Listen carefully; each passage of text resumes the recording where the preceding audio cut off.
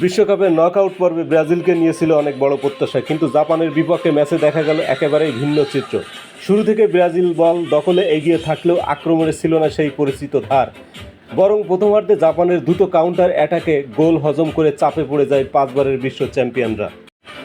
দ্বিতীয়ার্ধে অবশ্য বদলে যায় ম্যাচের গল্প। কোচ কার্লো আনচেলত্তি কৌশলগত পরিবর্তন আনেন, মিডফিল্ডকে আরও আক্রমণাত্মক করেন এবং সেটার ফলও পান।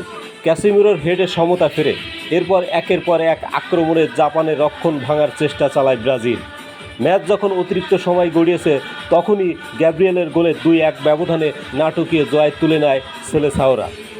তবে এই জয়ে যতটা স্বস্তির, তার চেয়ে বেশি সতর্কবার্তা, কারণ জাপানের মতো দলের বিপক্ষেই ব্রাজিলকে শেষ মুহূর্ত পর্যন্ত লড়তে হয়েছে। ভিনিসিয়াস জুনিয়রকে বেশিরভাগ সময় আটকে রাখতে পেরেছে জাপান।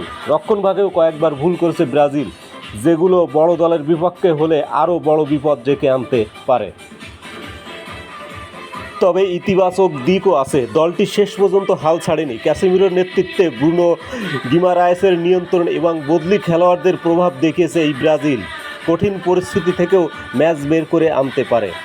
আনচেলত্তির কৌশলও শেষ পর্যন্ত কাজে লেগেছে। এবার সামনে আরও কঠিন চ্যালেঞ্জ। ব্রাজিলের পরের ম্যাচ রাউন্ড অফ 16, যেখানে প্রতিপক্ষ হবে নরওয়ে অথবা আইভরি কোস্ট। যদি নরওয়ে আসে, তাহলে সবচেয়ে বড় হুমকি হবে এর্লিং হাল্যান্ড। তার শারীরিক শক্তি ও ফিনিশিং ব্রাজিলের ডিফেন্সের জন্য বড় পরীক্ষা হবে। অন্যদিকে যদি আইভরি কোস্ট আসে, তাহলে ম্যাচটি হবে আরও বেশি শারীরিক লড়াইয়ের।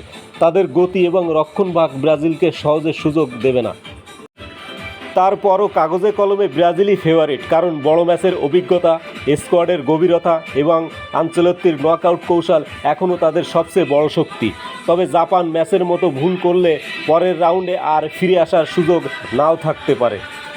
তাই এখন প্রশ্ন একটাই, জাপানের বিপক্ষে নাটকীয় জয় কি ব্রাজিলকে আত্মবিশ্বাস দেবে, নাকি সেটাই ছিল আসন্ন বিপদের সতর্ক সংকেত?